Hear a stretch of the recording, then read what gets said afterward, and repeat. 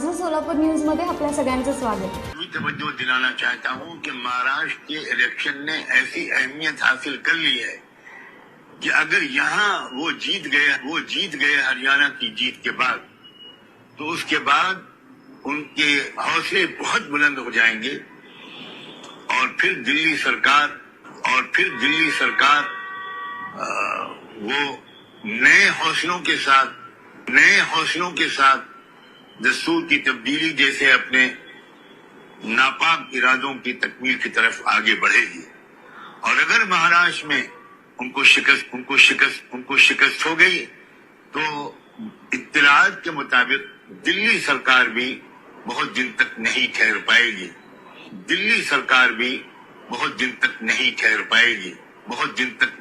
पाएगी। तो हमारा निशाना सिर्फ महाराष्ट्र सरकार नहीं है, बल्कि मरकजी हुकूमत है और मुल्क का मुस्तकबिल है। और मैंने कल एक YouTube चैनल के इंटरव्यू में ये बात भी कही कि ये कैसा वोट जिहाद है जिसके सिपह सालार हैं शरद पवार, जिसके अजीम सिपाहियों में हैं उद्धव ठाकरे, राहुल गांधी, नानाजी पटोले। और मैं ये बात जानता हूं कि महाराष्ट्र में अगर वो जीत गए तो वो दस्तूर नहीं बदल पाएंगे, लेकिन मैं इस बात की तरफ भी तवज्जो दिलाना चाहता हूं कि महाराष्ट्र के इलेक्शन ने ऐसी अहमियत हासिल कर ली है कि अगर यहाँ वो जीत गए हरियाणा की जीत के बाद, तो उसके बाद उनके हौसले बहुत बुलंद हो जाएंगे और फिर दिल्ली सरकार वो नए हौसलों के साथ दस्तूर की तब्दीली जैसे अपने नापाक इरादों की तकमील की तरफ आगे बढ़ेगी। और अगर महाराष्ट्र में उनको शिकस्त हो गई, तो इत्तलात के मुताबिक दिल्ली सरकार भी बहुत दिन तक नहीं ठहर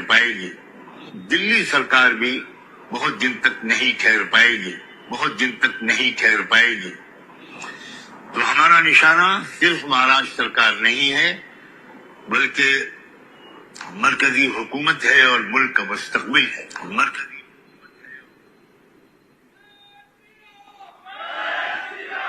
आता वोट जिहादचा नारा दिलाय, वोट जिहाद। आणि वोट जिहाद के सिपासलार कोण आहे तुम्ही ऐकलाय। आणि या वोट जिहाद करता हे त्या उलेमांचे तलवे चाटतायत आणि या ठिकाणी सांगतायत दंगेखोरांना आम्ही सोडून देऊ। जर या ठिकाणी वोट जिहाद होणार असेल तर माझं तुम्हाला आव्हान आहे, आता मतांचं धर्मयुद्ध हे आपल्याला देखील लढावं लागेल। आता एक राहिलो तर सेफ रहो, अगर एक है तो सेफ है, अगर एक